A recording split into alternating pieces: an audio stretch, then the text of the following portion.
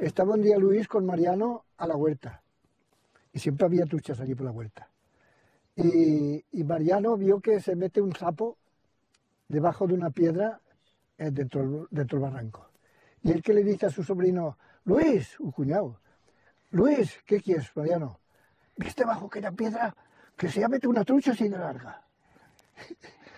Y el padre le coge el sapo. Aunque marcha Luis, me cago en 10 y mete una mano por cada lado. Y ¡ahora tengo, Mariano! ¡Ya tengo! También que no se te escape, le dice el otro, ya no se te escape. Saca, me cago en estira la mano, saca una trucha así. El otro le quería joder con el sapo, pero él te cachó la trucha, tú. Y yo le hice de Mariano, Sí. de Sonali. Una vez vamos al día, me dice Sebastián Nargueta, Santiago, vamos a ir a coger unas truchas hoy. Digo, bueno, después de comer marchamos a la cuerga del churro, debajo del churro, Sí, sí. que lleva visto él unas truchas grandes, y llevamos un cartucho de dinamita.